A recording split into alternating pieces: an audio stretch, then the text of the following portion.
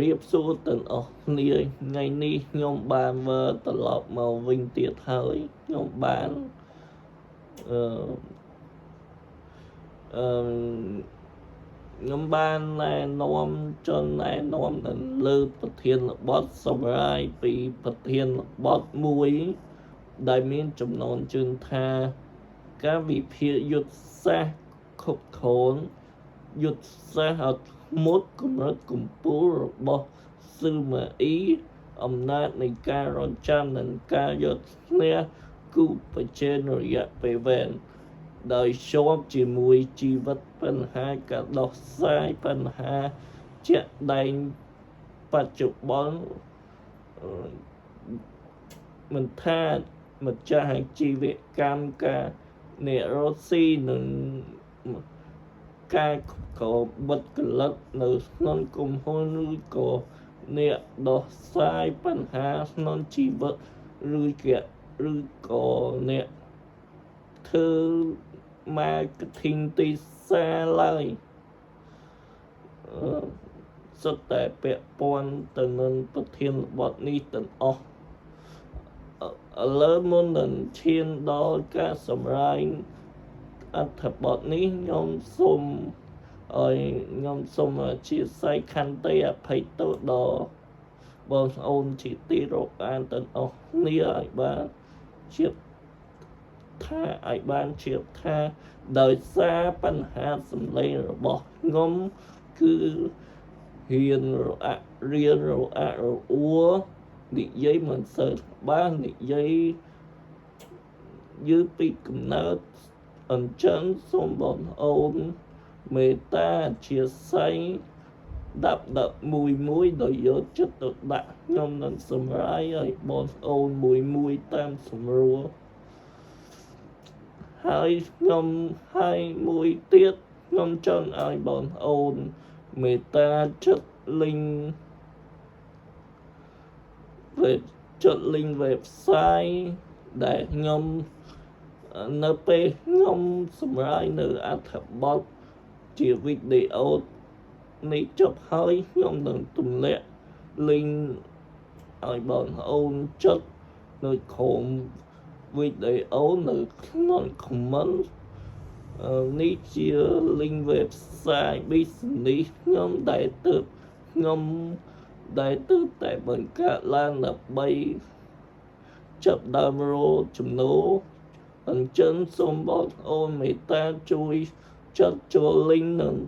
និយាយពាក្យល្អនិយាយកែសម្រួលនឹងមិន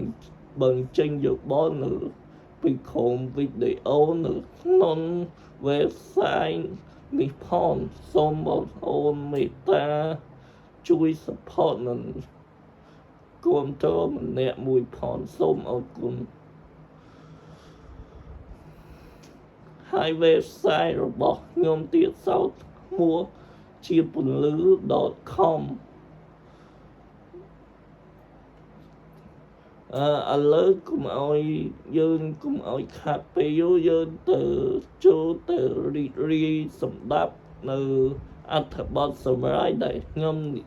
លើកយកមកនិយាយទាំងអស់គ្នា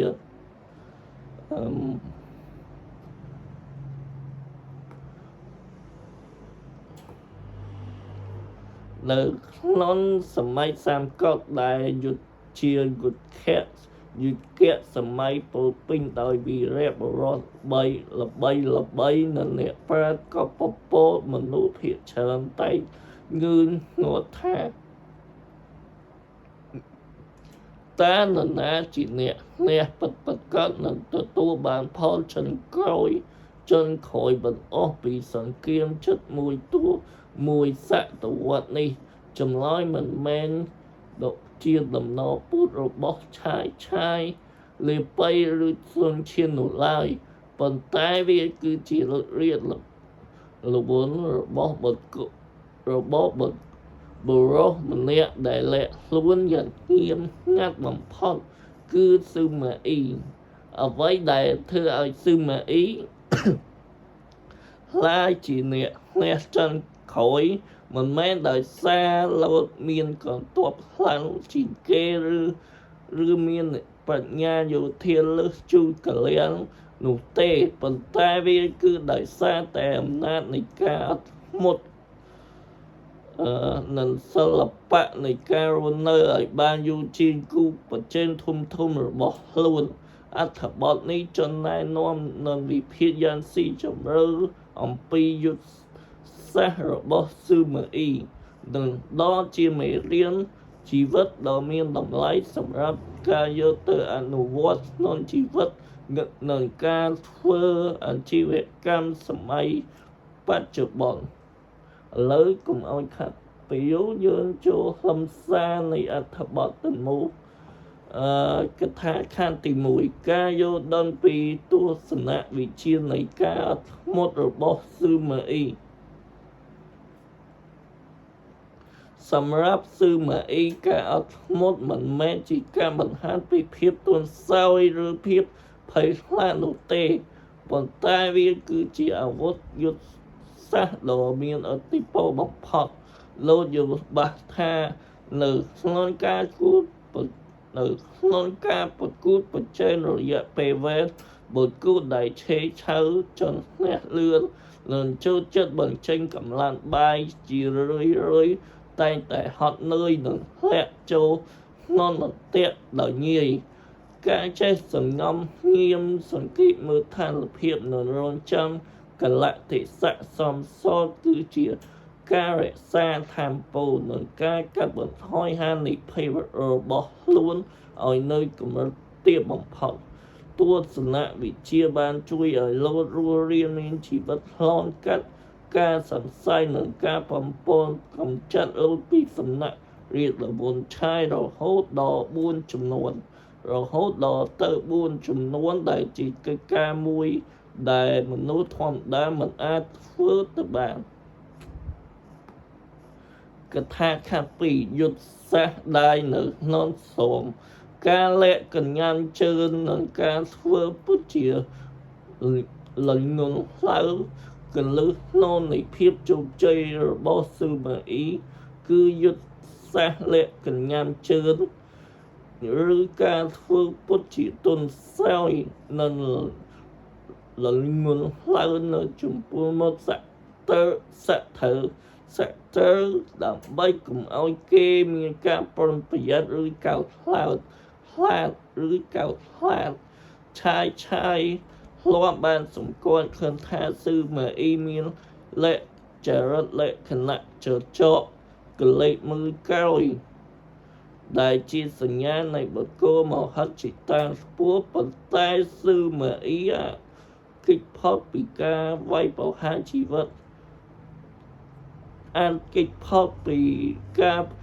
ប៉ុន្តែស៊ឺម៉ាអ៊ីអាចគេចផុតពីការប្រហារជីវិតបានដោយសារការធ្វើជាមនុស្សហូតបោបំពេញការងារតូចតាចដោយគ្មាន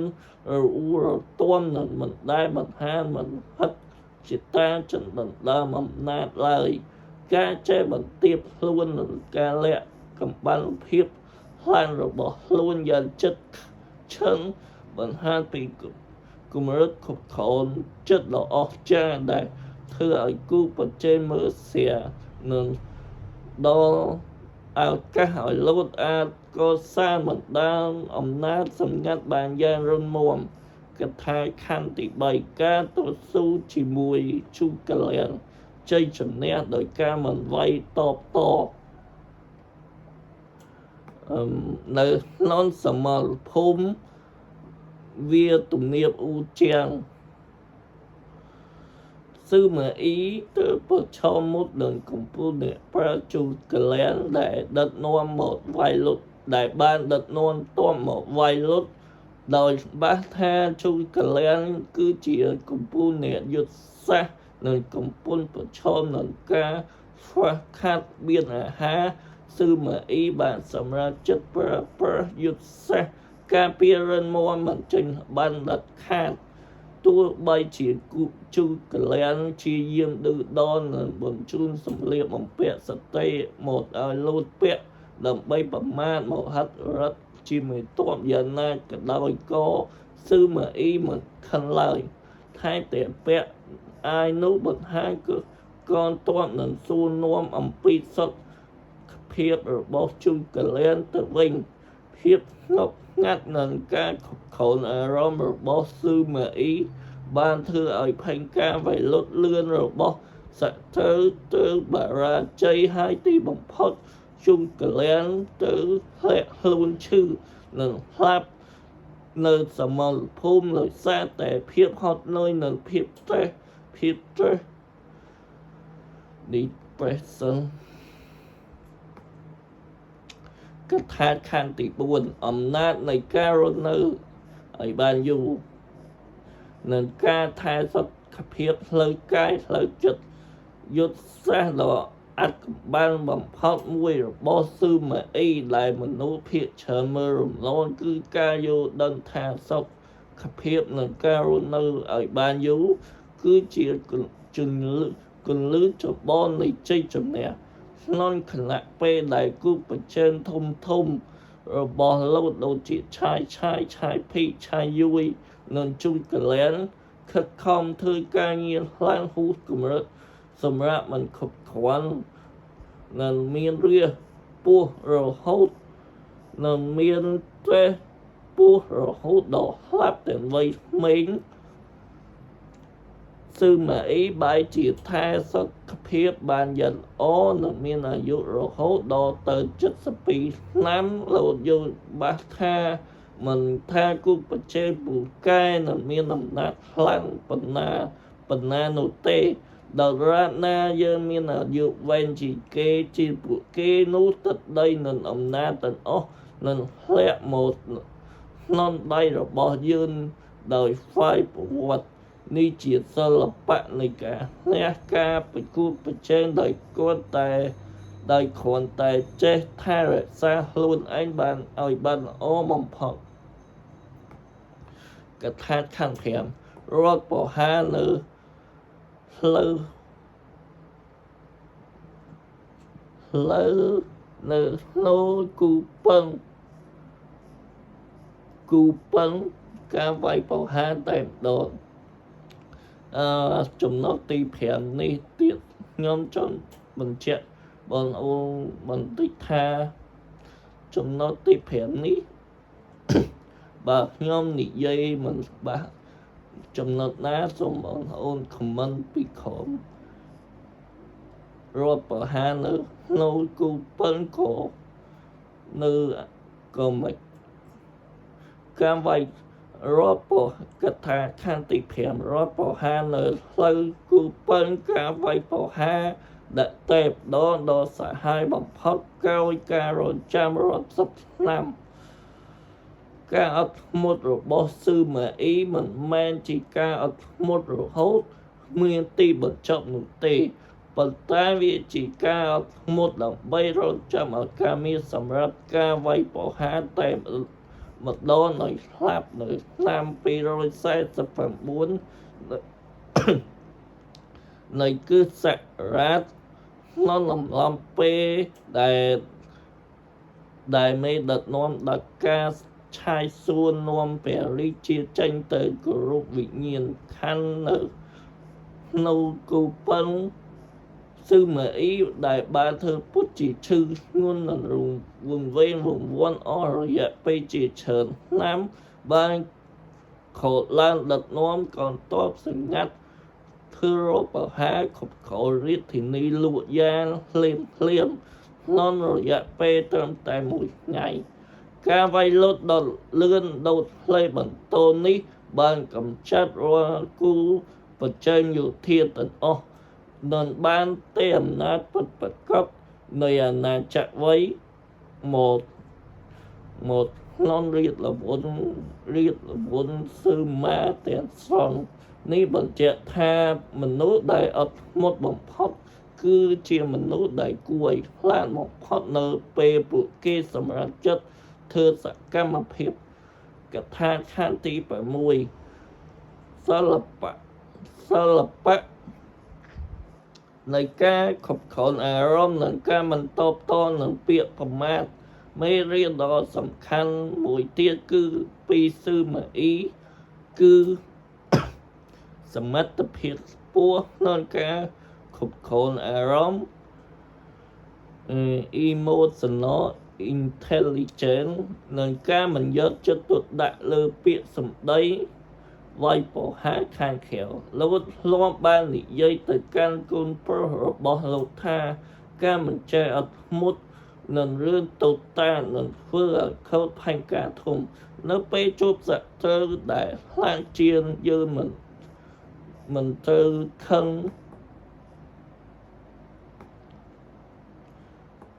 ឬបង្ហាញអារម្មណ៍ពិតឲ្យគេឃើញនោះទេព្រោះកាលណាខួរក្បាលពុះពេញដោយកំហឹង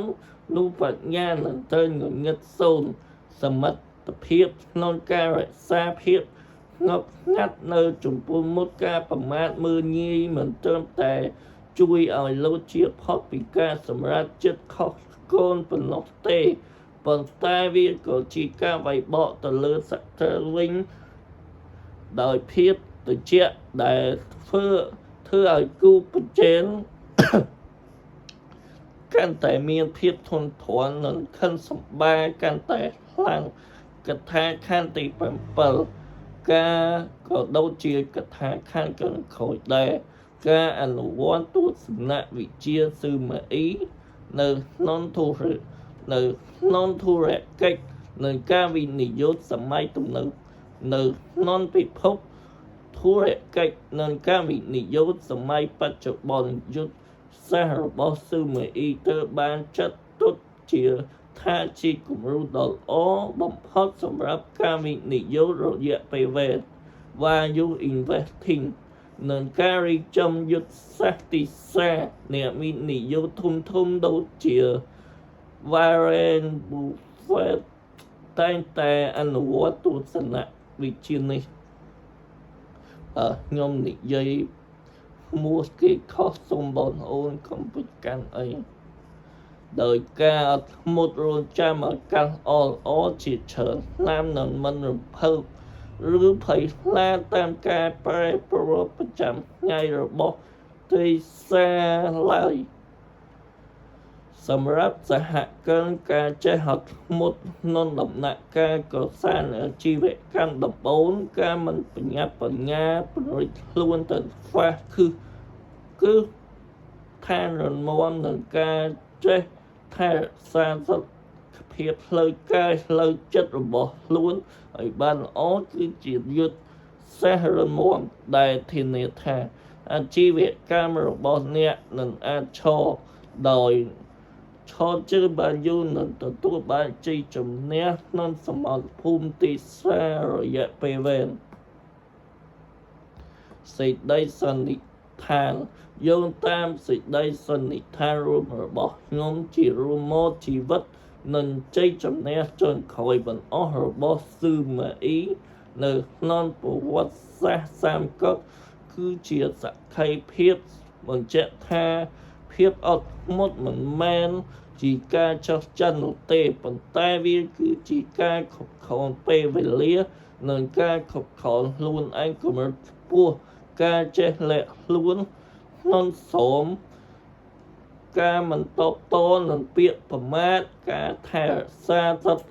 ភាពឲ្យបានល្អដើម្បីរស់នៅឲ្យបានយូរជាងគូប្រជែងនឹងការវាយប្រហារចំគោលដៅតែម្ដងដ៏មានប្រសិទ្ធភាព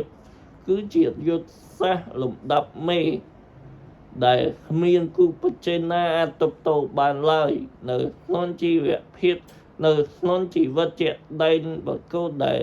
ចេះរងចាំកលៈទេសៈប្រកបដោយបញ្ញាតែងតែទទួលបានផ្លែការដ៏ល្អឯម្ហែមនិងមានថេរភាពបំផុតនាពេលអនាគតអនុសាសន៍សម្រាប់កសាងយោងតាមអនុសាសន៍របស់ខ្ញុំចុងក្រោយសម្រាប់ការកសាងភាពធន់និងការអត់ធ្មត់ក្នុងជីវិតសម័យថ្មី1. កសាងវិន័យគ្រប់គ្រងអារម្មណ៍នៅពេលរងការរិះគន់ឬការវាយប្រហារដោយសម្ដីពីអ្នកដទៃចូលដកដង្ហើមវែងហើយសួរខ្លួនឯងថា តែការខិនតបតវិញនឹងដល់ផលចំណេញដល់គោលដៅវែងឆ្ងាយរបស់យើងដែរឬទេបើសិនបើគ្មានប្រយោជន៍ទេចូលរក្សាភាពស្ងប់ស្ងាត់និងញញឹមតបវិញ2ដល់អតិភិបខ្ពស់លើសុខភាពកុំដោះដូរសុខភាពរាងកាយនិងផ្លូវចិត្តរបស់អ្នកដើម្បីតែភាពជោគជ័យបណ្ដោះអាសន្នចូលគេឲ្យបានគ្រប់គ្រាន់ហាត់ប្រាណជាប្រចាំនិងកាត់បន្ថយភាពត្រេសមុតស្មានពលអ្នកដែលមានអាយុវែងនិងមានសុខភាពល្អជាងគេទើបជាអ្នកអាចរីករាយនឹងផលជោគជ័យពិតប្រាកដ3អនុវត្តយុទ្ធសាស្ត្រnghiêm ngặtតែក៏សាងសមត្ថភាព Fight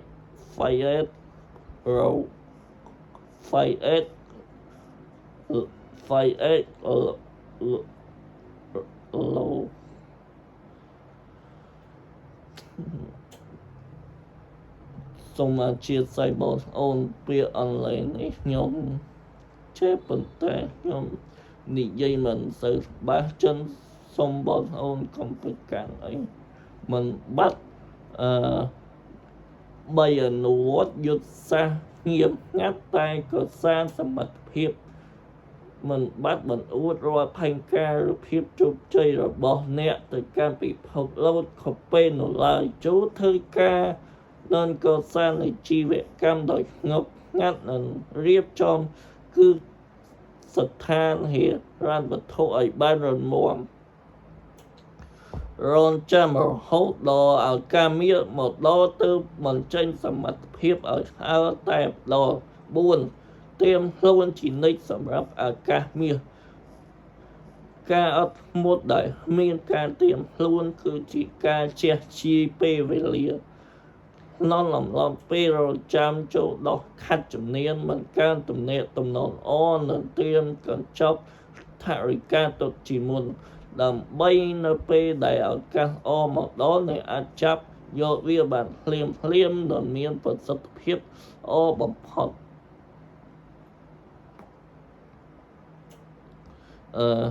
ឡូវនេះការសម្រេចនៅអត្ថបទវិភាគនេះបានចូលដល់បានឈានចូលដល់ទីបញ្ចប់ហើយសូមបងប្អូនមេត្តាខន្តីអភ័យទោសម្ដងទៀតនៅ